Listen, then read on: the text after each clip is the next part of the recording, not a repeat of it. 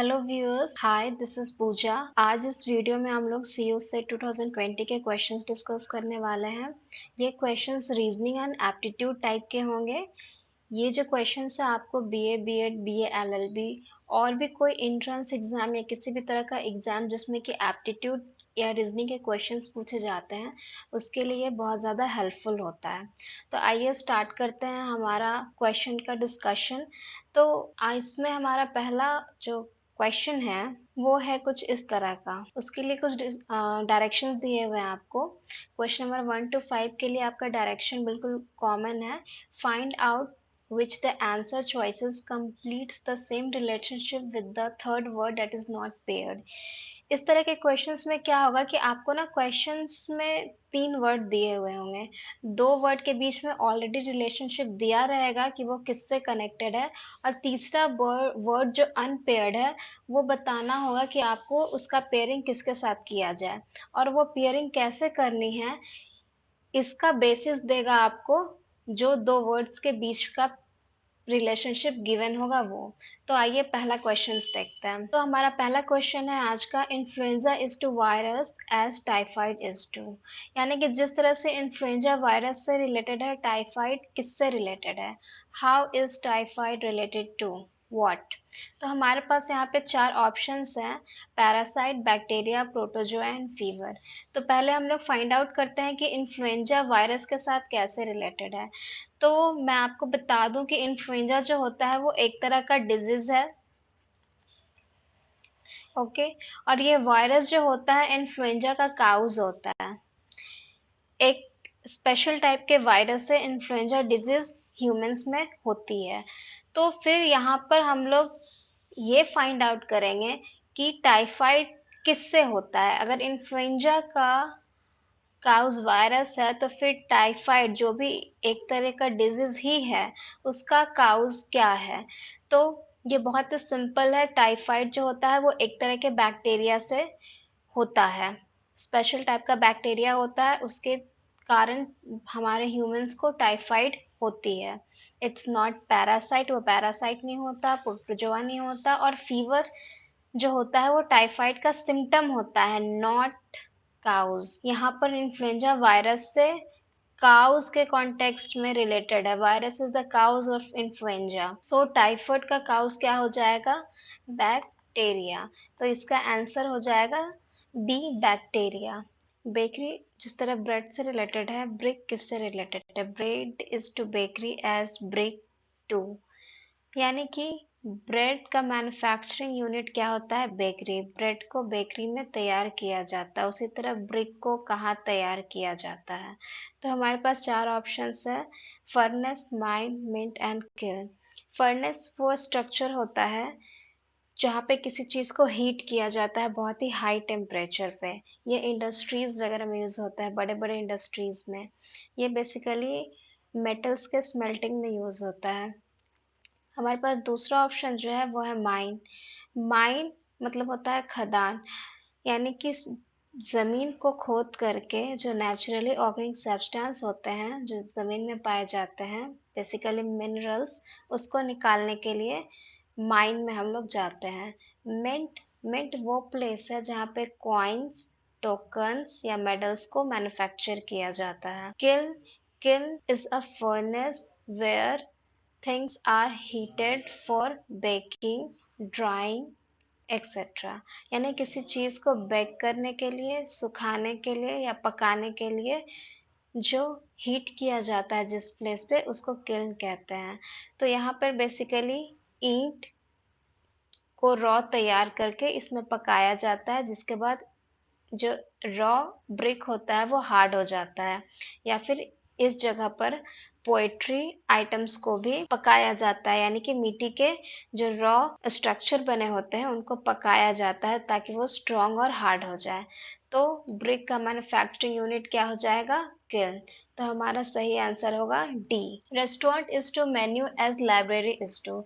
जैसे restaurant menu से related है तो लाइब्रेरी किससे रिलेटेड है? तो हम जानते हैं कि जब भी हम लोग रेस्टोरेंट में जाते हैं तो we go to restaurant for food. हम लोग रेस्टोरेंट फूड के लिए जाते हैं, उसी तरह लाइब्रेरी हम लोग बुक्स के लिए जाते हैं। ओके, तो जब रेस्टोरेंट में हम जाते हैं तो we check for the menu. उसमें क्या होता है, लिस्ट ऑफ आइटम्स होते हैं, और वो आइटम्स क्या होते हैं, फूड आइटम्स होते हैं, जो बताते हैं कि रेस्टोरेंट में कितने वैरायटीज के फूड आइटम्स अवेलेबल हैं। तो वैसे ही हम लोग लाइब्रेरी जाते हैं तो हम लोग क्या चेक करते हैं कि जिससे हमें लिस्ट ऑफ बुक्स पता चले कि यहाँ पे कितने कैटेगरीज के किस टाइप्स के बुक हैं। तो इसके लिए हमारे पास 4 ऑप्शंस दिए हुए हैं। वो ऑप्शन है book, catalogue, title and volume. तो रेस्टोरेंट हम लोग जैसे फूड के लिए जाते हैं, लाइब्रेरी हम लोग बुक के लिए जाते हैं, बट बुक्स में लिस्ट ऑफ बुक्स अवेलेबल नहीं होता, नहीं गिवन होता, तो ये तो ऑप्शन नहीं होगा।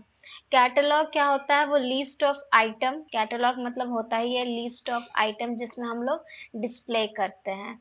टाइटल होता है बुक का टाइटल, वॉल्यूम मतलब बुक के वॉल्यूम, जैसे वॉल्यूम 1, वॉल्यूम 2। तो ये दोनों आंसर नहीं होगा, आंसर क्या होगा हमारा, कैटलॉग। तो इसका आंसर क्या हो जाएगा, कैटलॉग। अब आगे बढ़ते हैं अपने क्वेश्चन नंबर 4 की तरफ। तो हमारे पास क्वेश्चन नंबर 4 ये है, dancer is to stage as preacher is to.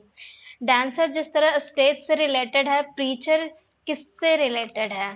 Okay, तो यहाँ पे बता दूं कि डांसर वो होता है जो डांस परफॉर्मेंस देते हैं। तो डांसर डांस परफॉर्मेंस कहाँ देते हैं, ऑन स्टेज, स्टेज के ऊपर देते हैं। तो प्रीचर उसी तरह कहाँ अपना परफॉर्मेंस देते हैं या फिर कहाँ अपना वर्क करते हैं। तो पहले जानते हैं कि प्रीचर क्या होता है। ओके, तो प्रीचर वो व्यक्ति होते हैं, preacher is a person who delivers sermons और homilies on religious topics to an assembly of people।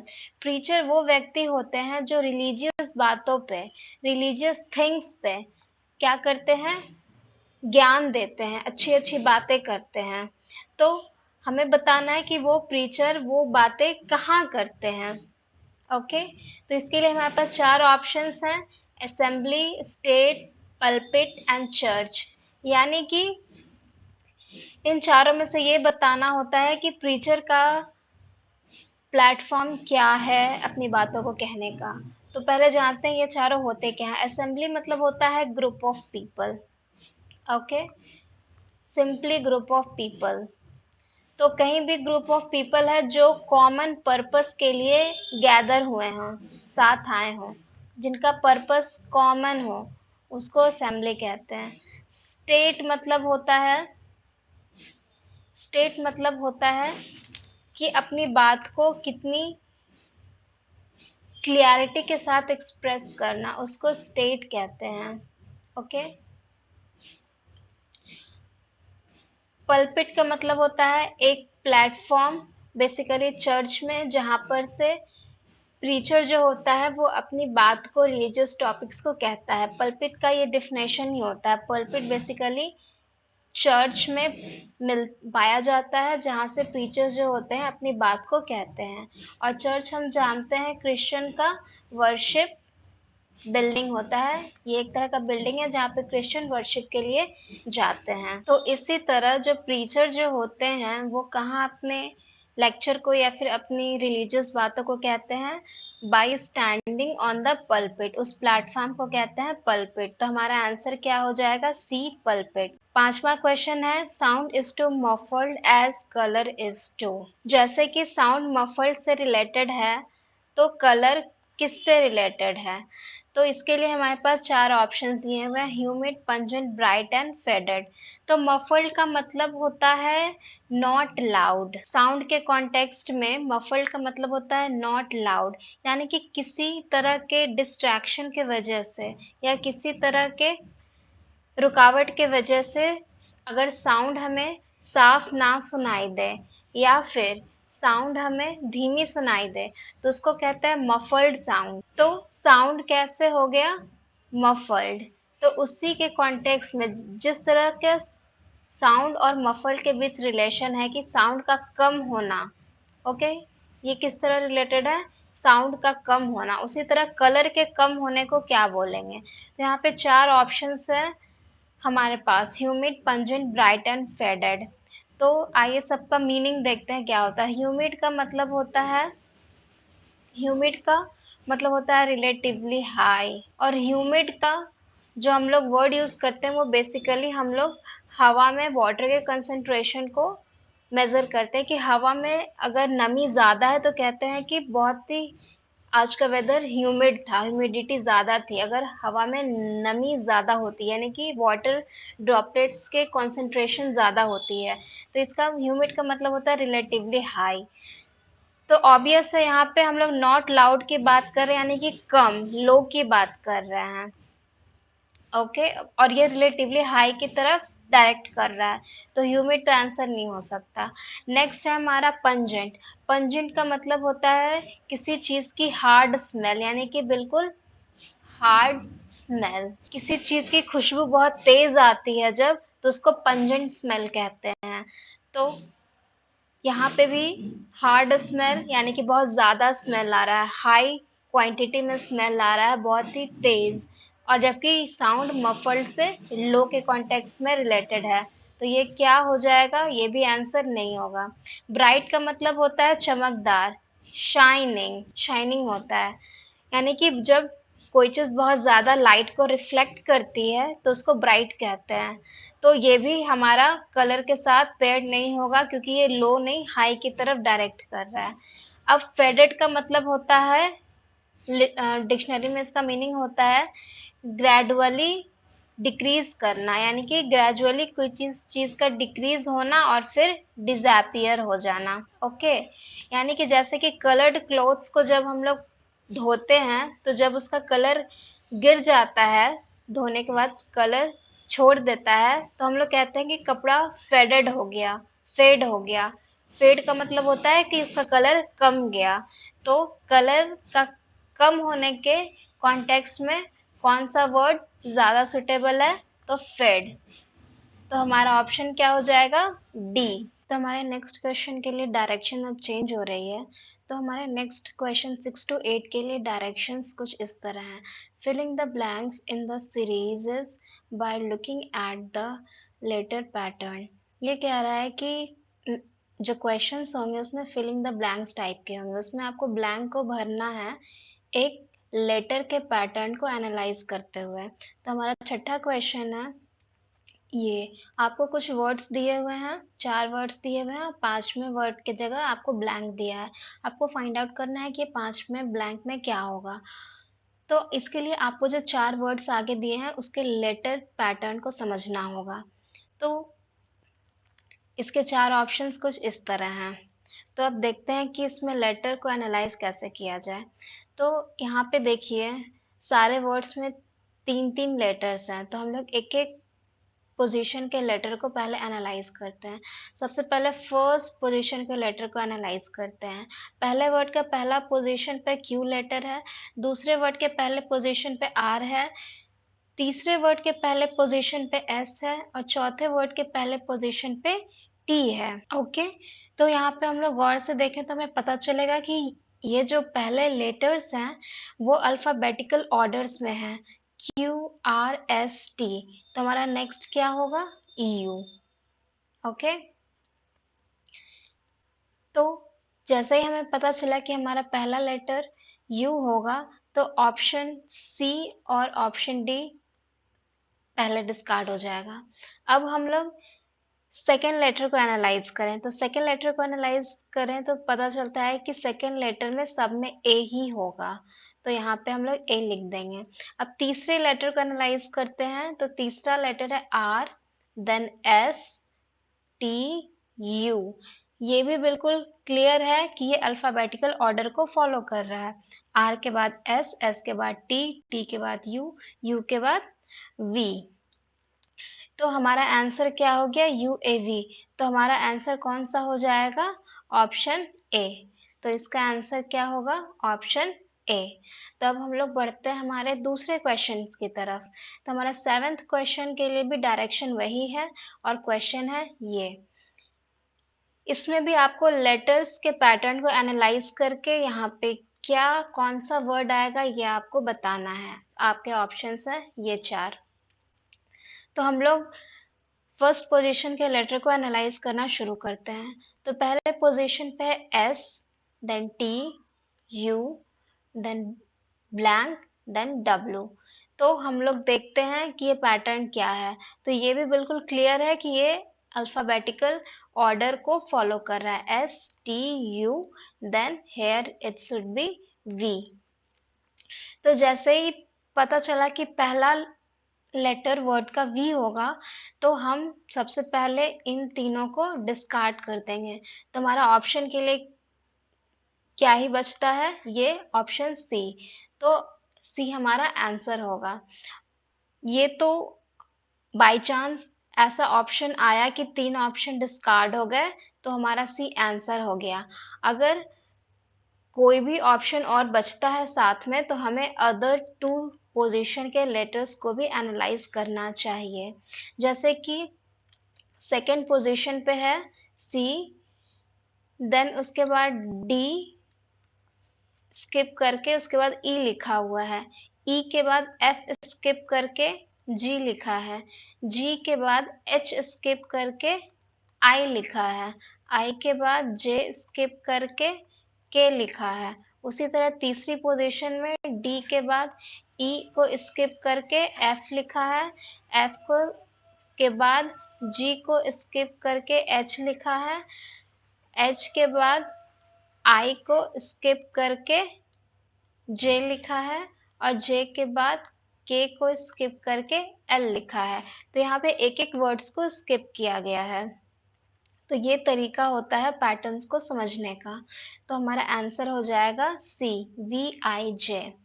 हमारा नेक्स्ट क्वेश्चन है बिल्कुल इसी तरह। अब इसमें भी हमें पैटर्न्स को समझना है, और 4 ऑप्शंस हमारे पास दिए हुए हैं ये। तो हमारा पहला जो लेटर है वर्ड का वो है डी, डी के बाद है एच, यानी कि कितने लेटर्स स्किप किए गए हैं, डी के बाद ई एफ जी, 3 लेटर स्किप करने के बाद जो लेटर आया एच उसको लिखा गया है। उसी तरह इन दोनों के बाद एच आई जे के, यहाँ पे ये 3 लेटर स्किप करके उसके बाद एल लिखा गया है। अब एल के बाद एम एन ओ, ये 3 लेटर स्किप करके पी लिखा गया है। ओके, पी के बाद आर, पी के बाद क्यू आर एस, ये 3 लेटर्स स्किप करके टी लिखा गया है। टी के बाद यू वी डब्ल्यू, ये 3 लेटर स्किप करके क्या आएगा इसके बाद एक्स, TUVWX। तो जैसे हमें पता चला कि पहला लेटर X होगा, तो ये ऑप्शन और ये ऑप्शन क्या हो गया, डिस्कार्ड हो गया। अब हमारे पास बच गया है ये और ये।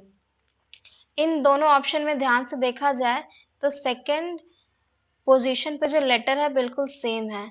तो हमें ज़रूरत है Z और W में से चूज करने की, यहाँ पे Z होगा या W होगा। तो हम लोग उसके लिए तीसरे लेटर को एनालाइज करते हैं। तो तीसरे लेटर में ध्यान से देखिए, C के बाद D E F, ये 3 लेटर स्किप करने के बाद G लिखा गया है, और उसके बाद G H I J, ये 3 लेटर स्किप करने के बाद क्या लिखा गया है, के के बाद शुरू करते हैं एल एम एन, एन के बाद आता है ओ, तो यहाँ पे ओ लिखा गया है। फिर ओ के बाद पी क्यू आर, ये 3 लेटर स्किप करके फिर एस लिखा गया है। एस के बाद टी यू वी, ये 3 स्किप करके फिर क्या आएगा इसके बाद डब्लू। तो यहाँ पे तीसरा वर्ड क्या होगा, डब्लू होगा, और यहाँ पे y। तो हमारा आंसर क्या हो गया है, XYW, यानी कि option third is the correct answer. Okay, अब हम लोग आगे बढ़ते हैं हमारे नेक्स्ट क्वेश्चंस के तरफ। तो हमारा नेक्स्ट क्वेश्चन है, उसके लिए आपके डायरेक्शंस अब चेंज हो रहे हैं। अगले 9, 10, 11, 12 और 13 क्वेश्चन के लिए डायरेक्शन आपका यही रहने वाला है। 3 of the words will be in the same classification, the remaining one will not be. Which word does not belong with the others? इसमें आपको ये कह रहा है कि आपके पास 4 ऑप्शंस दिए रहेंगे, उसमें से जो 3 होगा वो सेम कैटेगरी का होगा और जो चौथा वर्ड होगा वो किसी दूसरे कैटेगरी का होगा। तो आपको फाइंड करना है कि वो चौथा वर्ड कौन सा है जो बाकी 3 वर्ड से अलग है, डिफरेंट है, भिन्न है। तो आइए देखते हैं हमारा नेक्स्ट क्वेश्चन। तो हमारा नेक्स्ट क्वेश्चन 9th है। 4 ऑप्शंस दिए हुए हैं, parsley, basil, rosemary and mayonnaise. तो इसको सॉल्व करने के लिए हमें ये पता होना चाहिए कि पार्सली, बेसिल और रोजमेरी ये जो क्या है, ये एक तरह के हर्ब्स हैं। हर्ब्स यानी कि छोटे प्लांट, स्मॉल प्लांट्स। ये क्या है, स्मॉल प्लांट्स के प्रजाति हैं। ओके, जबकि मायोनीज क्या है, mayonnaise is not a herb, ये एक हर्ब नहीं है। ओके, ये हर्ब नहीं है। तो ये इन तीनों से इस वे में डिफरेंट है कि ये तीनों हर्ब्स हैं और ये हर्ब नहीं है। तो हमारा ऑड कौन सा है, तो ऑप्शन डी, मायोनीज। आंसर हो जाएगा मायोनीज।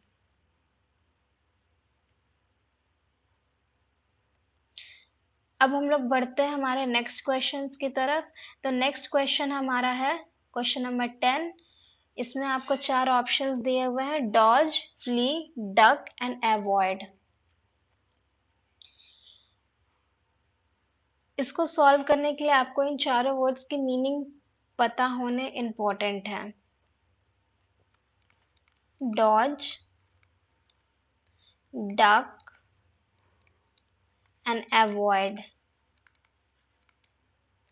ये जो 3 वर्ड है ये आपस में सिनोनिम है। ओके, ये सिनोनिम है इवेड के। ओके, जिसका मतलब होता है बच के निकल जाना। ओके, डॉज का मतलब, डक का मतलब और अवॉइड और इवेड, ये सारे आपस में क्या है, सिनोनिम्स हैं, जिसका मतलब होता है बचना। जैसे डक का मतलब होता है, जैसे हम लोग क्रिकेट में वर्ड यूज करते हैं, जैसे बैट्समैन ने डक किया, डक किया मतलब उसने अपने सर को नीचे झुकाया और बॉल सर के ऊपर से निकल गया। अवॉइड करना मतलब कि उससे बचना, किसी चीज से बचना, उसे इग्नोर करना, उस किसी सिचुएशन को अवॉइड, जैसे हम लोग वर्ड यूज करते हैं किसी सिचुएशन को अवॉइड करना, इसका मतलब ये होता है कि हम लोग उस सिचुएशन को फेस ही नहीं करना चाहते, मतलब किसी चीज से बचना। जबकि फ्ली का मतलब होता है run away from, run away from, किसी चीज से भाग जाना। कोई सिचुएशन हमारे सामने आई और हम उससे भाग गए, ओके, तो उसको कहते हैं फ्ली, भाग जाना। तो ये सिनोनिम कहता है किसी चीज को इग्नोर करना, किसी चीज से बचना, उसका सामना ही नहीं करना। और फ्ली का मतलब होता है कि सामना हुआ तो वहां से भाग जाना। ओके, तो इसीलिए ऑड वन आउट में आंसर क्या हो जाएगा, फ्ली, भाग जाना, रन अवे। तो हमारा नेक्स्ट क्वेश्चन है क्वेश्चन नंबर 11।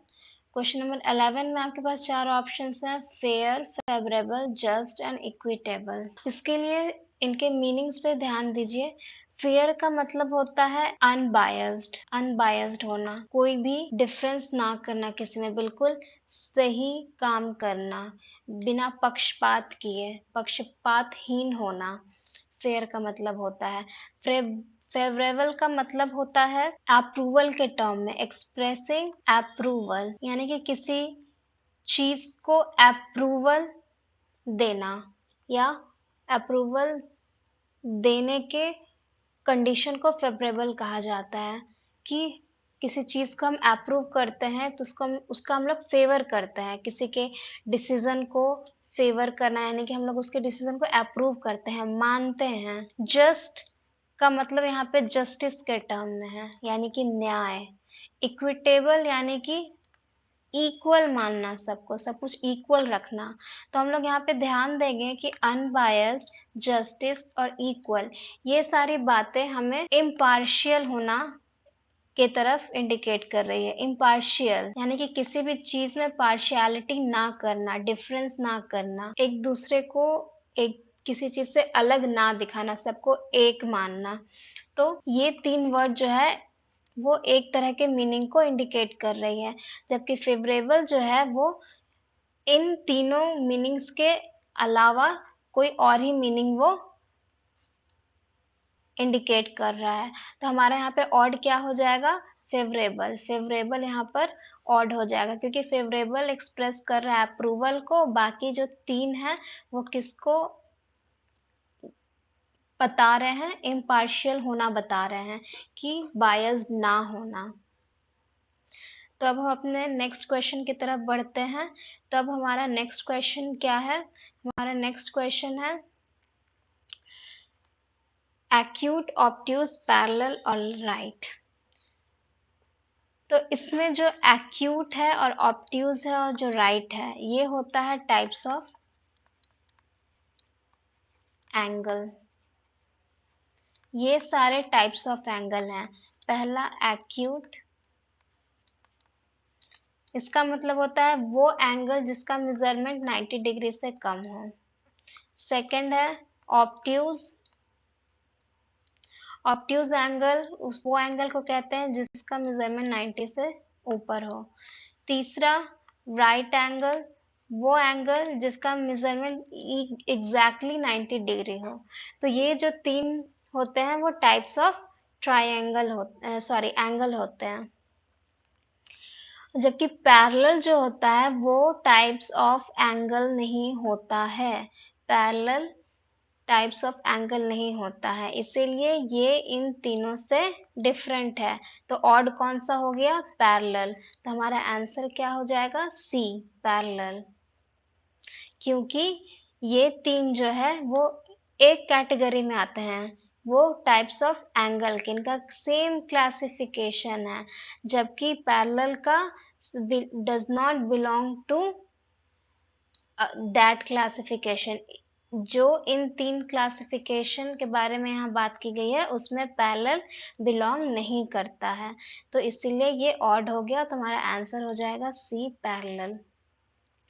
अब हम नेक्स्ट क्वेश्चन की तरफ बढ़ते हैं। हमारा 13वां क्वेश्चन है, उसमें ऑप्शंस दिए हुए हैं डिफेंडेंट, प्रोसिक्यूटर, ट्रायल और जज।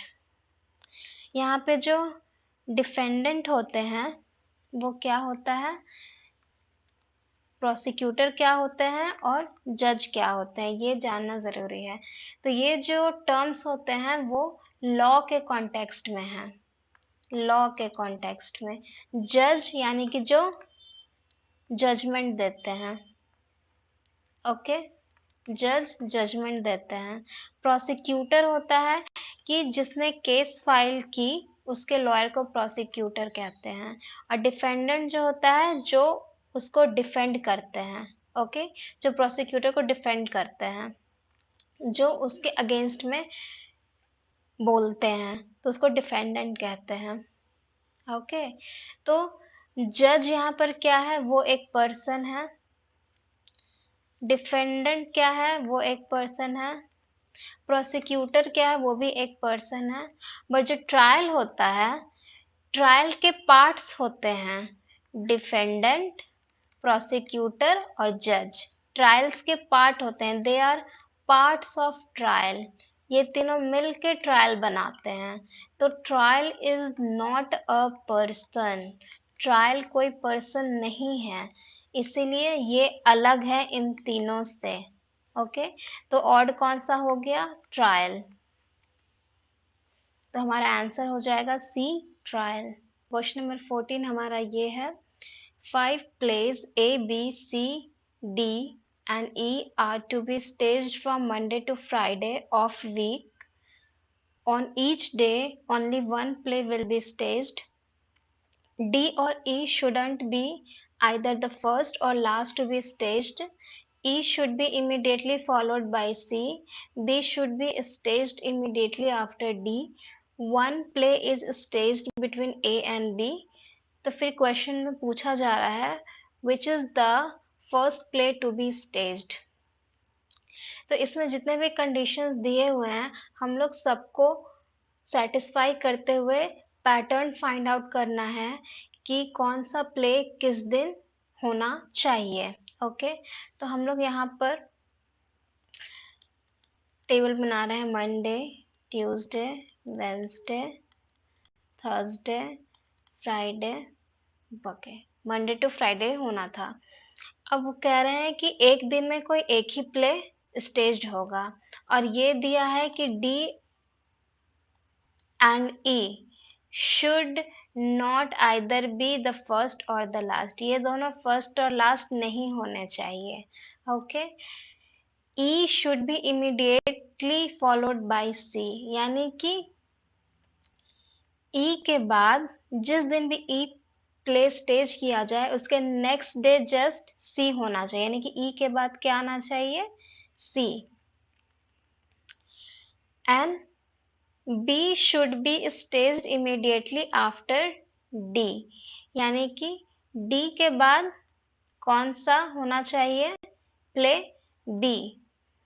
तो ये दोनों प्ले और ये दोनों प्ले, ये पेयर बिल्कुल फिक्स है कि पहले ई होगा और उसके बाद सी होगा, इनके बीच में और कोई प्ले नहीं होगा। डी के बाद बी होगा, इन दोनों के बीच में और कोई प्ले नहीं होगा, तो ये पेयर बिल्कुल फिक्स्ड रहेगा। अब इसके बाद कह रहा है B should be staged immediately after D, ये चीज। One play is staged between A and B, कह रहा है कि ए और बी के बीच में केवल एक ही प्ले आना चाहिए। तो हम मान लेते हैं कि बी के बाद कोई एक प्ले है और उसके बाद ए प्ले को स्टेज किया जाता है। तो हमारे पास ऑप्शंस क्या क्या हैं ए और बी के बीच में आने के, ई और सी। अगर यहाँ पे ई आता है तो उसके बगल में सी आएगा, अगर सी आता है तो उसके पहले ई आएगा, यानी कि हर केस में ए और बी के बीच में दो प्लेज आ रहे हैं। ओके, तो ये ए का पोजीशन जो हम लोग एज्यूम किए वो क्या है, गलत है। तो ए को कहाँ होना चाहिए, ए को यहाँ पे होना चाहिए। अब क्या हो गया कि यहाँ पे ए प्ले स्टेज होगा, फिर उसके बाद डी होगा और उसके बाद बी होगा। इससे क्या हुआ, ए और बी के बीच में एक ही प्ले आया और बाकी कंडीशंस भी पहले वाले ऑलरेडी सेटिस्फाइड थे।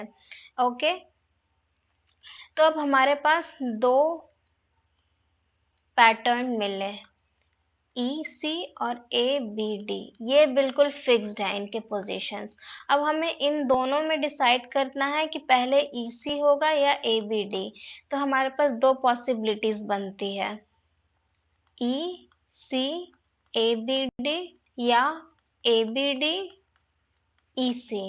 ओके, तो हम लोग इन दोनों में से किसको करेक्ट चुनेंगे, तो इसके लिए हम लोग ये वाला स्टेटमेंट को यूज करेंगे, D or E should not be either the first or the last to be staged। इसमें क्या है दिया कि D और E ना ही पहली बार स्टेज होना चाहिए ना ही आखिरी बार।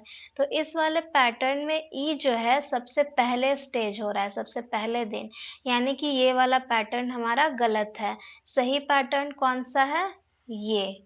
तो आखिर ये स्टेज कैसे किया जाएगा, इस तरह से। सबसे पहले मंडे को कौन सा प्ले होगा, ए, फिर डी, फिर बी, फिर ई, फिर सी। ये है हमारा सही पैटर्न। ओके, तो हमारे ऑप्शंस क्या क्या दिए हुए हैं।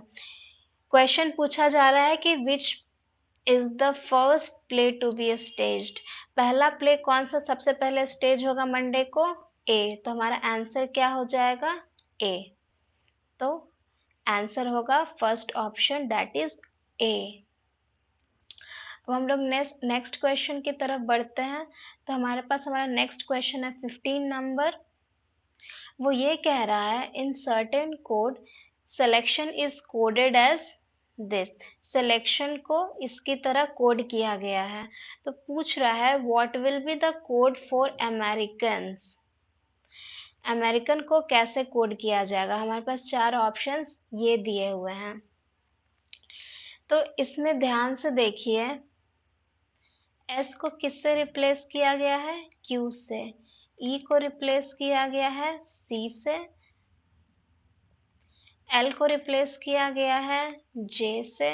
ई को रिप्लेस किया गया है सी से, देन सी को रिप्लेस किया गया है ए से, टी को रिप्लेस किया गया है आर से, आई को रिप्लेस किया गया है जी से, ओ को रिप्लेस किया गया है एम से, और एन को रिप्लेस किया गया है एल से। तो इसको ध्यान से देखिए, जो एस लेटर है और क्यू लेटर है उसके बीच में क्या आता है, टी। एस का प्रीवियस टी, टी का प्रीवियस क्यू, यानी कि हर लेटर के दो प्रीवियस वाले लेटर को लिखा गया है। उसी तरह ई का प्रीवियस है डी, और डी से प्रीवियस है सी, एल से प्रीवियस है के के प्रीवियस है जे, ई का प्रीवियस है डी, डी से प्रीवियस है 6, सी से प्रीवियस है बी, बी से प्रीवियस है ए, टी से प्रीवियस है एस, एस से प्रीवियस है आर, आई के पहले आता है एच, एच के पहले आता है जी, ओ के पहले आता है एन, एन के पहले एम, एन के पहले आता है एम, एम के पहले एल। तो उसी तरह हमें अमेरिकन्स को कैसे कोड करना है, तो हम लोग सेम पैटर्न फॉलो करेंगे इसके तरह। क्या करेंगे, ए को रिप्लेस करेंगे इसके टू प्रीवियस लेटर से। तो ए के पहले आएगा अल्फाबेटिकल ऑर्डर का सबसे लास्ट वाला लेटर, ए के पहले आएगा एक्स, और एक्स के पहले क्या आएगा, वाई। ओके, तो हमें पता चल गया कि हमारा पहला लेटर किससे रिप्लेस होगा, वाई से। तो इस बेसिस पे हम लोग इन दो ऑप्शंस को पहले डिस्कार्ड कर देंगे। तो हमारे पास दो ऑप्शंस क्या बच गए अब, ए और डी। और अब हम देखते हैं कि एम को किससे रिप्लेस करना है, सेकेंड लेटर को। तो एम को उसके दो प्रीवियस लेटर से रिप्लेस करेंगे। तो एम के पहले क्या आता है, एल, और एल के पहले क्या आता है, जे। तो ये किससे रिप्लेस होगा, जे से। Okay, sorry, it should B के। एल के पहले आएगा के, एम के पहले आता है एल, और एल के पहले आता है के। तो ये किससे रिप्लेस होगा, के से। तो हमारा सही ऑप्शन कौन सा हो जाएगा, ए। तो हमारा करेक्ट ऑप्शन होगा A, Y K C P G A Y L Q. इसी तरह हम लोग सारे letters M E R I C A N S, सारे लेटर्स को रिप्लेस करेंगे इसी पैटर्न पे, तो हमें ये मिलेगा। तब बढ़ते हैं हमारे नेक्स्ट क्वेश्चन की तरफ। तो हमारा नेक्स्ट 16 नंबर क्वेश्चन है कि रोज को इस तरह कोड किया गया है, चेयर को इस से कोड किया गया है, ब्रिज को इससे कोड किया गया है। तो हम लोग सर्च को कैसे कोड करेंगे, S E A R C H, search को कोड करना है। और हमारे चार ऑप्शंस दिए हुए हैं ये। तो एस को किससे कोड करें, तो रोज में आता है एस। ओके, तो यहाँ एस को किससे रिप्लेस किया गया है, एस को रिप्लेस किया गया है 2 से। तो एस किससे रिप्लेस होगा यहाँ, 2 से। फिर ई को किससे रिप्लेस किया गया है, 1 से। तो ई के जगह क्या आएगा, 1। तो सेकेंड प्लेस पे 1 आया, तो ऑप्शन ए क्या हो जाएगा, डिस्कार्ड, क्योंकि यहाँ पे सेकेंड पोजीशन पे 4 लिखा है। उसी तरह ए को किससे रिप्लेस करना है, तो यहाँ पे चेयर में ए लेटर है, और ए लेटर को यहाँ किससे कोड किया गया है, 4 से। तो ए के जगह पे क्या आएगा यहाँ, 4। तो थर्ड प्लेस पे जैसे ही 4 आया, तो हमारा ऑप्शन डी डिस्कार्ड हो गया। अब आर को रिप्लेस करना है, कोड करना है। तो आर को किससे कोड करेंगे, तो आर के लिए हमारे पास है 6। यहाँ आर है, रोज में आर है, ब्रीच में आर है, तो उसके लिए क्या है, वर्ड लेटर यूज किया गया है, डिजिट 6। तो यहाँ पे भी आर के लिए क्या यूज होगा, 6। तो फोर्थ लेटर हमारा किससे कोड हुआ है? 6 से, तो यहाँ पे फोर्थ में 6 है यहाँ, तो ये डिस्कार्ड हो जाएगा और हमारा ऑप्शन ये करेक्ट हो जाएगा। क्वेश्चन नंबर 17 में क्या गिवन है? क्वेश्चन नंबर 17 में कुछ स्टेटमेंट्स गिवन है, इसको एनालाइज करना है हमें। क्वेश्चन नंबर 17 में गिवन है कि P, Q, R, S, T and U are 6 students, ये 6 बच्चे हैं, procuring their master's degree in 6 different subjects: English, history, philosophy, physics, statistics and mathematics. 2 of them stays in hostel, 2 stays in PG and the remaining 2 stays at home. R does not stay as PG. इसके बाद कुछ conditions दिए हुए हैं, different conditions, different students and subjects के साथ। इसका use हम लोग करेंगे क्वेश्चन को सॉल्व करने में। क्वेश्चन सॉल्व करने के पहले हम लोग एक टेबल बनाते हैं। हमारे पास रेसिडेंस के 3 ऑप्शंस हैं, होम,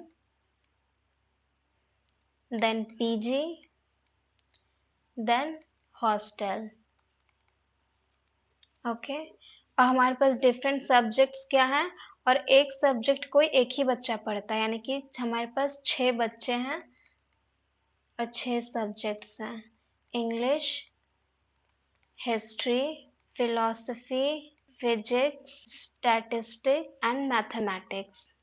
ओके, ये 6 सब्जेक्ट्स हैं हमारे पास, और हमें गिवन क्या है? 2 of them stays at home, 2 बच्चे पीजी में रहते हैं और 2 बच्चे हॉस्टल में रहते हैं। तीनों रेसिडेंस प्लेसेस पे 2-2 बच्चे ही रहते हैं, 6 में से 2 होम पे, 2 पीजी पे और 2 हॉस्टल में। अब इसके आगे दिया है कि R does not stay as PG and studies philosophy. R जो है वो फिलोसफी पढ़ता है और पीजी में नहीं रहता है, तो R चाहे तो होम में रहेगा या फिर हॉस्टल में रहेगा। लेकिन अगर हम इस क्वेश्चन का लास्ट लाइन देखें तो इसमें ये भी दिया है कि U and S stays in hotel, hostel. Hostel में U और S ही सिर्फ रहते हैं, यानी कि R हॉस्टल में भी नहीं रह सकता, तो R को कहाँ रहना होगा? होम में। ओके, अब हम लोग अपने नेक्स्ट सिचुएशन की तरफ बढ़ते हैं। तो हमारा नेक्स्ट सिचुएशन ये दिया है, the students studying statistic and history do not stay as PG. जो हिस्ट्री पढ़ रहे हैं वो पीजी में नहीं रहते हैं, और जो स्टैट पढ़ रहे हैं वो भी पीजी में नहीं रहते हैं। Okay, T studies mathematics, T जो है वो मैथमेटिक्स पढ़ रहा है, और एस क्या पढ़ रहा है? Physics. You and S stays in hostel, यानी कि यू और एस कहाँ रहेंगे? हॉस्टल में। तो ये एस जो क्या है वो फिजिक्स पढ़ रहा था, तो यानी कि एस कहाँ रहेगा? हॉस्टल में रहेगा। जब एस हॉस्टल में रह रहा है तो वो पीजी में नहीं रहेगा और वो घर पे नहीं रहेगा। तो अब हमारे पास क्या बच गया? अब ये statement T studies mathematics, T maths पढ़ता है, और यहाँ पे क्या दिया हुआ है? T stays as PG, T कहाँ रहता है? पीजी में रहता है। ओके, हमारे पास 6 स्टूडेंट्स थे और 2 स्टूडेंट्स उसमें से पीजी में रह रहे थे। एक तो टी पीजी में रह रहा है, बाकी 4 प्लेसेस क्रॉस है, यानी कि ये लोग यहाँ पीजी में नहीं रहते हैं, तो बाकी एक स्टूडेंट जो बच गया वो कहाँ रहेगा? पीजी में, वो इंग्लिश का स्टूडेंट होगा। तो अब वो स्टूडेंट कौन सा है वो अभी हमें नहीं पता है, वो हमें फाइंड आउट करना होगा फर्दर आगे।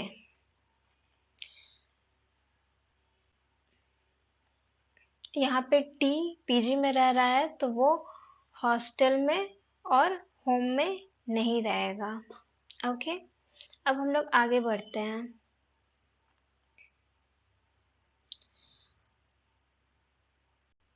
आगे क्वेश्चंस में ये दिए हुए हैं कि the student studying statistic and history do not stay as PG, तो हिस्ट्री और स्टैट में हमने क्रॉस लगा दिया है पीजी के लिए। Okay, U and S stays in hostel, U और एस कहाँ रहते हैं?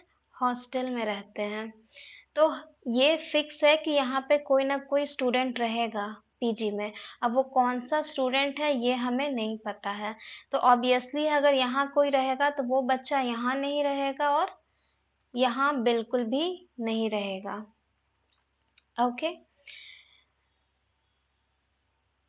तो अब हमें 4 प्लेसेस कौन सी खाली हैं? History, home, history, hostel, stat home और स्टैट हॉस्टल। ये प्लेसेस का पता करना है कि इसमें कौन रहेंगे, कौन नहीं रहेंगे। तो हम सारे क्वेश्चंस के जो कंडीशंस दिए हुए हैं उसको एक बार और एनालाइज करते हैं। Art does not stay as PG and studies philosophy. The student studying statistics and history do not stay as PG. Okay.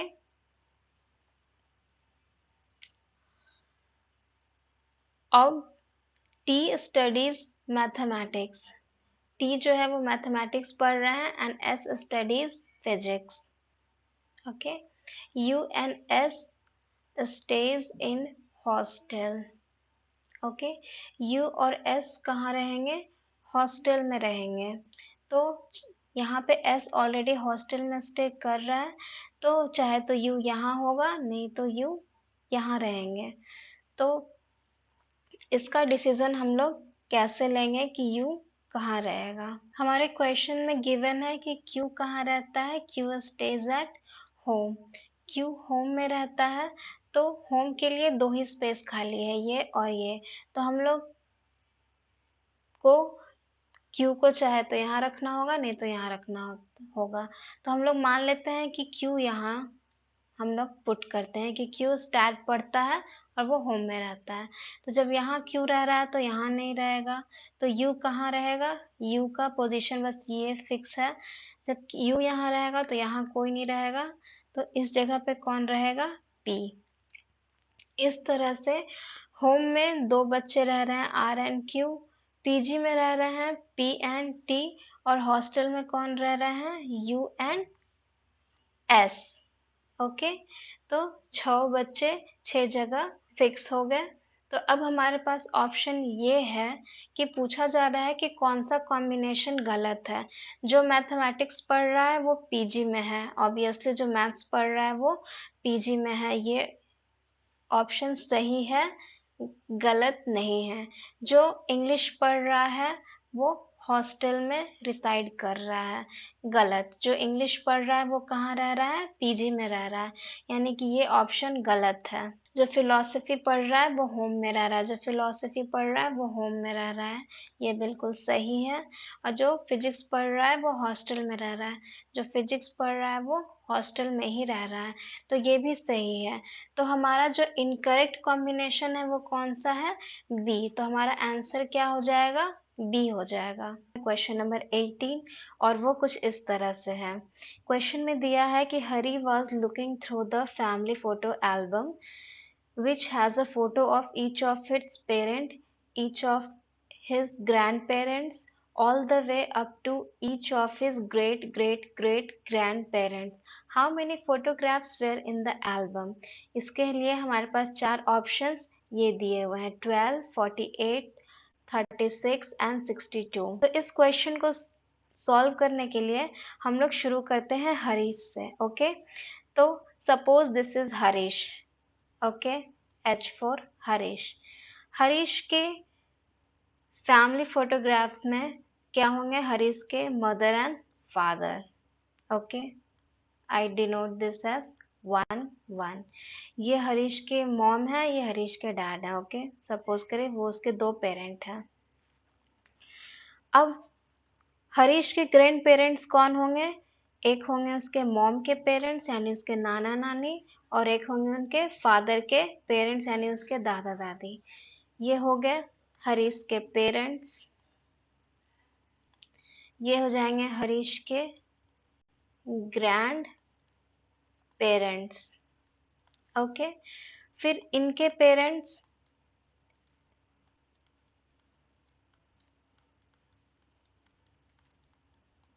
Okay, ये क्या हो जाएंगे? हरीश के ग्रेट ग्रैंड पेरेंट्स। ओके, फिर इनके पेरेंट्स, इन सभी के 2 पेरेंट्स होंगे। ये मैंने इंडिकेट करने की कोशिश की है। तो ये क्या हो जाएंगे, इनके great great grand parent. Okay, और फिर उसी तरह फिर सबके 2-2 पेरेंट होंगे, तो वो क्या हो जाएंगे, great great great grand parent. Okay, तो हम लोग देखेंगे कि फोटो एल्बम में कितने फोटोग्राफ्स होंगे। ओके, इनके 2, ओके, इनके पेरेंट्स के 2 फोटोग्राफ होंगे। फिर इनके 1 2 3 4 4 फोटोग्राफ्स होंगे, ठीक है। फिर इनके 1 2 3 4 5 6 7 8, इनके कितने होंगे, 8 फोटोग्राफ्स होंगे। उसी तरह ग्रेट ग्रेट ग्रैंड पेरेंट्स के कितने फोटोग्राफ्स होंगे, 8 इंटू 2 16 हो जाएंगे। और फिर great great great great grand parents में हम ये हो जाएगा 32। और जब हम लोग इन सबको ऐड कर देंगे तो ये कितना आएगा, 6 to 8 8 16 4 20 22 3 1 4 2 6 यानी 62। यानी कि फैमिली फोटो एल्बम में कितने फोटोग्राफ्स होंगे, 62। तो हमारा आंसर क्या हो जाएगा, 62। क्वेश्चन नंबर 19 के लिए डायरेक्शंस ये है, 19 एंड 20 के लिए, कि find the statement that is true according to the given information. हमारे पास ऑप्शन में 4 ऑप्शंस दिए रहेंगे, उन 4 ऑप्शन में कुछ स्टेटमेंट्स दिए रहेंगे, तो हमें बताना है कि कौन सा स्टेटमेंट ट्रू होगा गिवन इंफॉर्मेशन के अकॉर्डिंग। ओके, तो हमारा इंफॉर्मेशन ये दिया हुआ है और उसके 4 ऑप्शंस ये दिए हुए हैं। तो क्वेश्चन क्या दिया हुआ है, Rahul and Ram study in the same class. Rahul Ram एक क्लास में पढ़ते हैं। Rahul has secured more marks than Ram, okay, in terminal examination. Rahul के मार्क्स राम से ज्यादा आए हैं। राम की रैंक क्लास में क्या है, 7th फ्रॉम द टॉप। शुरू से टॉप से राम 7th रैंक पे है। ओके, यानी कि अगर हम नंबरिंग करें रैंकिंग की तो 1 2 3 4 5 6 7, 7th पोजीशन पे कौन है, राम है। तो ये पूछा जा रहा है कि which of the statement is definitely true, कौन सा स्टेटमेंट डेफिनेटली ट्रू होगा। तो पहला स्टेटमेंट है, Rahul stood first in the class. Given information में हमें बस इतना पता चला है कि राम जो है वो 7th पोजीशन पे है और राहुल ने राम से ज्यादा मार्क्स लाए हैं। तो राहुल के मार्क्स राम से ज्यादा हैं, यानी कि राहुल का रैंक राम से कम होगा, यानी कि Rahul first second third fourth fifth या 6th पोजीशन में किसी पे होगा। पर इसका मतलब ये बिल्कुल भी नहीं है कि राहुल क्लास में फर्स्ट आए, ये बिल्कुल नहीं इस बात को इम्प्लाई करता है। तो ये ऑप्शन क्या है, गलत। There is at least one student between Rahul and Ram in the rank list. Rahul और राम के बीच में कोई एक बच्चा होगा कम से कम। ये बिल्कुल जरूरी नहीं है कि ऐसा हो, क्योंकि अगर राम 7th पोजीशन पे है और राहुल मान लेते हैं 6th पोजीशन पर आ गया, तो राहुल के मार्क्स तो राम से ज्यादा हैं, इसीलिए राहुल एक रैंक कम है राम से। लेकिन इन दोनों के बीच में कोई भी स्टूडेंट नहीं है, तो ये जो स्टेटमेंट है गिवन इंफॉर्मेशन के अकॉर्डिंग गलत है। There are at most 5 students between Rahul and Ram in the rank list. Rahul और राम के बीच में ज्यादा से ज्यादा 5 बच्चे हो सकते हैं, उससे ज्यादा नहीं। तो ये स्टेटमेंट सही है या गलत, ये फाउंड आउट करते हैं। तो राहुल मान लेते हैं कि राम 7th पोजीशन पे है जो कि गिवन है, वो तो बिल्कुल फिक्स्ड है। हम मान लेते हैं कि राहुल फर्स्ट आता है क्लास में। तो राहुल और राम के बीच में कितने स्टूडेंट्स हैं? 1 2 3 4 5। तो कितने बच्चे आए राहुल और राम के बीच में? 5। यानी कि राहुल के मार्क्स राम से ज्यादा हैं। ये बिल्कुल ऑब्वियस है कि राहुल का नाम राम के ऊपर ही होगा रैंक लिस्ट में कहीं भी। तो हम मान लेते हैं कि राहुल फर्स्ट आया है, इससे ऊपर कोई पोजीशन नहीं है नाम के होने की। तो ज्यादा से ज्यादा कितने बच्चे इन दोनों के बीच में आ पाए? 1 2 3 4 5, 5 बच्चे। तो ये स्टेटमेंट बिल्कुल सही है कि राहुल और राम के बीच में ज्यादा से ज्यादा 5 बच्चे आ सकते हैं। तो ये हमारा ऑप्शन सही हो गया। राम, अब हम लोग नेक्स्ट ऑप्शन को भी देखते हैं। Ram is 5 ranks lower than Rahul in the rank list. ये बिल्कुल जरूरी नहीं है कि राम का रैंक राहुल से 5 नीचे हो। अगर राहुल 6 पोजीशन पे है और राम 7 पे, तब भी राम राहुल के नीचे है, बट 5 रैंक नहीं, सिर्फ 1 रैंक नीचे है। तो ये पॉसिबिलिटी क्या है? गलत है। अब हम लोग बढ़ते हैं हमारे नेक्स्ट क्वेश्चन की तरफ। हमारे पास जो हमारा नेक्स्ट क्वेश्चन है वो क्वेश्चन नंबर 20 है, और वो क्वेश्चन इस तरह से है। ओके, इसमें हम लोगों को कुछ स्टेटमेंट दिए हुए रहेंगे, हमें बताना है गिवन इंफॉर्मेशन के बेसिस पे कि वो स्टेटमेंट ट्रू है या फॉल्स है, या फिर 4 गिवन ऑप्शंस में से कौन सा स्टेटमेंट ट्रू है या फिर कौन सा स्टेटमेंट फॉल्स है। इस तरह के क्वेश्चंस पूछे जाते हैं। तो हमारे पास 4 ऑप्शंस क्या है? तो हमारे पास ये 4 ऑप्शंस अवेलेबल हैं। तो हम लोग क्वेश्चंस को समझना शुरू करते हैं। क्वेश्चन में गिवन है कि 10 न्यू टीवी शो अपीयर होते हैं in the month of January. Okay, 5 of the shows were sitcom, उसमें से 5 शोज कैसे थे? सिटकॉम्स के थे। 3 were long our drama and the 2 were news magazine shows. Okay, by January only 7 of the new shows were still on the air। यानी कि जनवरी के last तक केवल 7 शोज जो थे वो चल रहे थे, कोई 3 शो बंद हो गए थे। लेकिन एक बात और कही गई है कि जितने भी शोज चल रहे थे उसमें से 5 of the shows that remained were sitcoms। यानी कि 7 शोज जो चल रहे थे उसमें से 5 क्या थे? सिटकॉम थे। तो ये बिल्कुल कंफर्म है कि सारे के सारे सिटकॉम शोज जो थे वो चल रहे थे, कोई भी सिटकॉम शो बंद नहीं हुआ था। तो 7 में से तो हमारे 5 सिटकॉम शोज थे वो तो चल ही रहे थे, बच गए 2 में से क्या क्या पॉसिबिलिटीज है? हमारे पास पॉसिबिलिटी है कि 2 के 2 क्या है? आवर लॉन्ग ड्रामा है, या फिर दोनों न्यूज मैगजीन है, या फिर एक आवर लॉन्ग ड्रामा है और दूसरा न्यूज मैगजीन है। हमारे पास चॉइसेस क्या है कि दोनों क्या है? आवर लॉन्ग ड्रामा हो, या फिर दोनों क्या हो?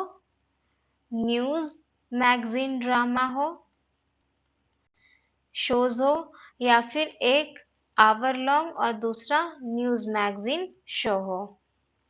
ओके, तो इतने गिवन इंफॉर्मेशन में हम लोगों को बताना है कि इसमें से कौन सा स्टेटमेंट ट्रू है। हम लोगों को बताना है कौन सा स्टेटमेंट ट्रू है। ओके, तो पहला ऑप्शन ये है, only one of the news magazine shows remained on the air. Only one of the news magazine shows remained on the air. ये बिल्कुल जरूरी नहीं है कि कोई एक ही न्यूज मैगजीन शो चल रहा हो, पॉसिबिलिटी है कि दोनों भी चल रहे हो। तो ये ए ऑप्शन क्या हो जाएगा? गलत हो जाएगा। दूसरा ऑप्शन क्या है? Only one of the hour long drama remained on the air. कह रहा है कि कोई एक ही आवर लॉन्ग ड्रामा टीवी पर शो आ रहा होगा, लेकिन ये गलत है। पॉसिबिलिटी है कि दोनों के दोनों कोई 2 hour long drama news channel पे आ रहे होंगे। तो ऑप्शन बी भी क्या हो गया? गलत हो गया।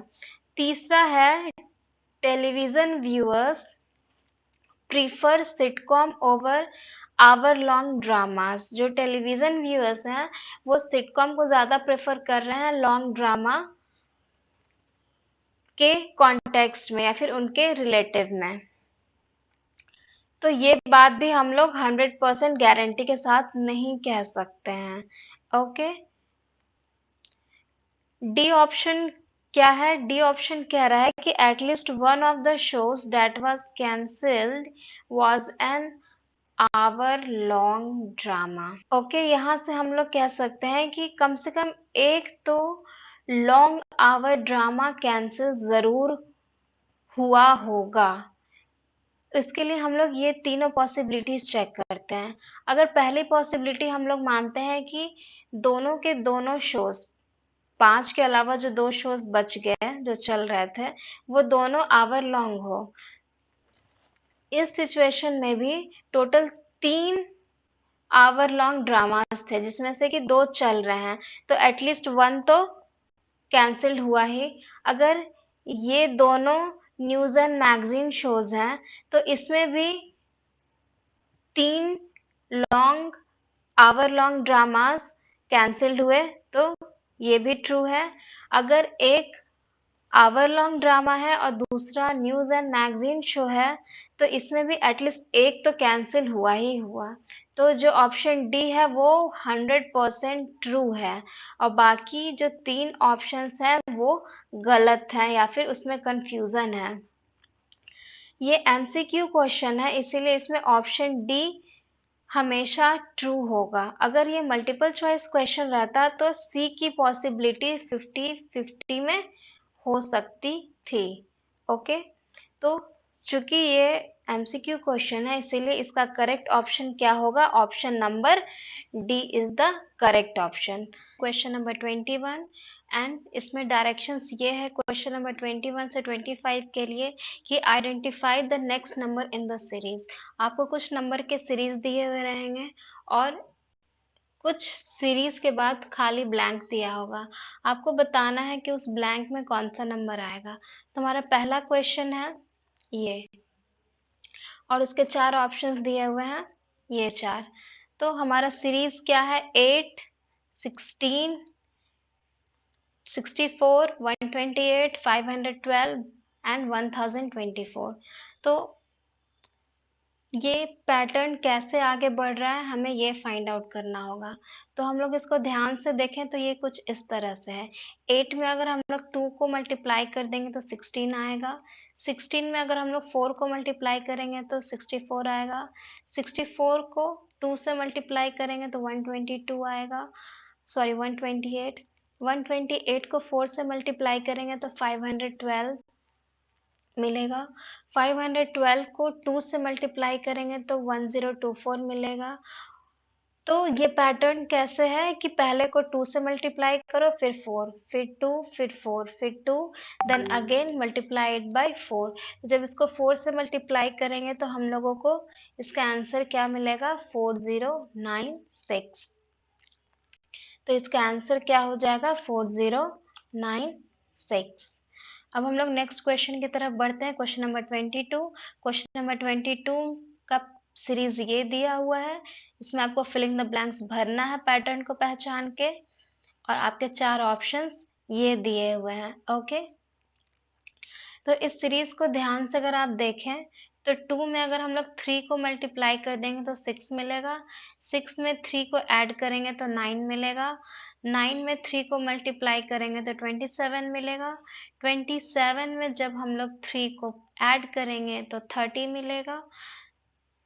30 को जब हम लोग 3 से मल्टीप्लाई करेंगे तो हम लोगों को 90 मिलेगा।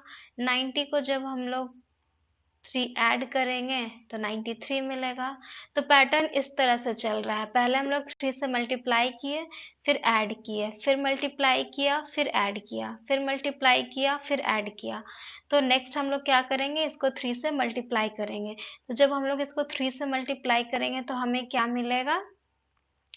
279। तो हमारा आंसर क्या हो जाएगा? 279। तो हमारा आंसर हो जाएगा ऑप्शन डी 279 अब बढ़ते हैं हम आप लोग नए क्वेश्चन की तरफ। हमारा नेक्स्ट क्वेश्चन है 23 और इसकी सीरीज ये है और 4 ऑप्शंस ये गिवन है। तो इस पैटर्न को अगर ध्यान से देखा जाए तो इस पैटर्न में क्या हो रहा है, इस पैटर्न में 2 को 2 से मल्टीप्लाई कर दें और उसमें 1 ऐड कर दें तो ये क्या हो जाएगा 5 में फिर 2 को मल्टीप्लाई कर दें और उसमें 2 ऐड कर दें तो ये क्या हो जाएगा 12। ओके, और जब 12 में हम लोग 2 को मल्टीप्लाई करें और 3 जोड़ दें तो ये क्या देगा 27 और 27 में 2 से मल्टीप्लाई करके उसमें 4 ऐड कर दें तो ये क्या देगा 58 में 2 से मल्टीप्लाई करके 5 ऐड कर दें ये देगा 121। अब 121 में 2 से मल्टीप्लाई करके 6 ऐड कर दें तो ये पैटर्न इस तरह से चल रहा है कि 2 से मल्टीप्लाई करना है और प्रीवियस डिजिट से 1 डिजिट बढ़ा करके ऐड करना है। यहाँ पे से 2 मल्टीप्लाई करके 1 ऐड किए हैं, यहाँ पे 2 मल्टीप्लाई करके 2 ऐड किए हैं तो इंटू 2 कांस्टेंट रहेगा सब में, यहाँ पे +1 +2 +3 +4 +5 +6 ये बढ़ते चला जाएगा। तो इसको कैलकुलेट करने के बाद हम लोगों को क्या मिलेगा, हम लोगों को आंसर मिलेगा 248। तो हमारा आंसर क्या हो जाएगा 248, ऑप्शन बी। क्वेश्चन नंबर 24 में गिवन है ये सीरीज और आपको फिलिंग द ब्लैंक्स भरना है और हमारे पास 4 ऑप्शंस है 51, 49, 45 और 44। तो आप इस सीरीज को ध्यान से देखें तो ये है 100, 99, 96, 91, 84, 75 और 64। इस सीरीज की खासियत ये है कि ये नंबर किसी पैटर्न को फॉलो नहीं कर रहे हैं, दो नंबर्स के बीच का जो डिफरेंस है वो एक पर्टिकुलर पैटर्न को फॉलो कर रहा है। जैसे कि 100 minus 99 is 1, 99 minus 96 is 3, 96 minus 91 is 5, 91 minus 84 is 7, 84 minus 75 is 9, 75 minus 64 is 11। तो आप इस सीरीज को ध्यान से देखिए 1, 3, 5, 7, 9 और 11। तो इसमें 1 में आप 2 जोड़ दीजिए 3 मिलेगा, 3 में आप 2 जोड़ दीजिए 5 मिलेगा, 5 में 2 जोड़ेंगे 7 मिलेगा। तो ऐसे हम लोग +2 ऐड करते जाएंगे तो हमें 11 मिलेगा और 11 में +2 ऐड करेंगे तो 13 मिलेगा। यानी कि 64 में से अगर हम लोग 13 को माइनस कर दें तो जो आंसर आएगा वो हमारा फिलिंग द ब्लैंक्स को फिल करेगा। 64 में से 13 को माइनस करेंगे तो हमें मिलेगा 51।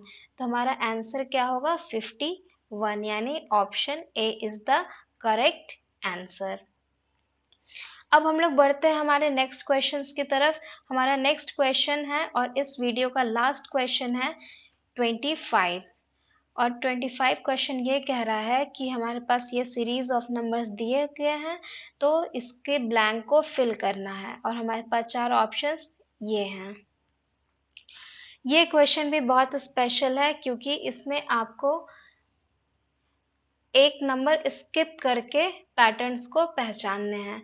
जैसे कि इसमें 2 पैटर्न्स को इंटीग्रेट किया गया है तो हम लोग दोनों पैटर्न्स को अलग अलग करेंगे। तो पहला पैटर्न हम लोग शुरू करते हैं 5 से। 5, 6 को स्किप करके हम लोग फिर लिखेंगे 7, फिर 8 को स्किप करके 10, फिर 12 को स्किप करके 14। ओके, और 14 के बाद 20 को जब हम लोग स्किप करेंगे तो वो नंबर क्या होगा, वही फिलिंग द ब्लैंक्स में फिल होगा। तो यहाँ पे देखिए 5 में हम लोग 2 ऐड करेंगे तो 7 मिलेगा, फिर 7 में +3 ऐड करेंगे तो 10 मिलेगा, 10 में +4 ऐड करेंगे तो 14 मिलेगा। तो हम लोग क्या कर रहे हैं, 1 डिजिट इंक्रीज करके ऐड करते जा रहे हैं।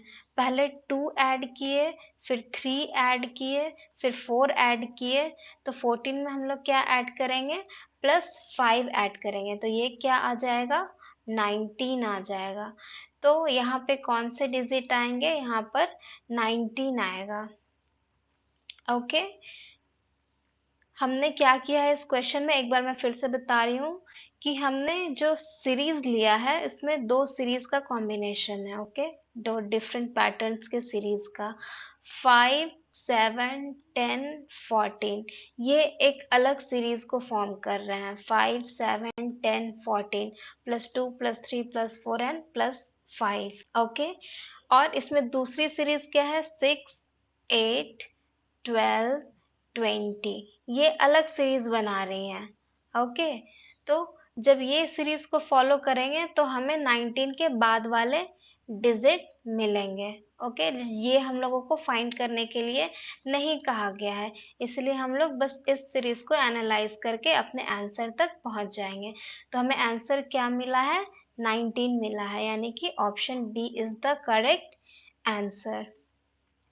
तो इस तरह से हमारा ये वीडियो सॉल्यूशन कंप्लीट होता है। आई होप सो आपको ये वीडियो पसंद आई होगी। अगर आपको हमारा वीडियो ये पसंद आया तो आप इससे उन बच्चों तक ज़रूर पहुंचाइए जिनकी इसे ज़रूरत है, and keep supporting us. Thank you.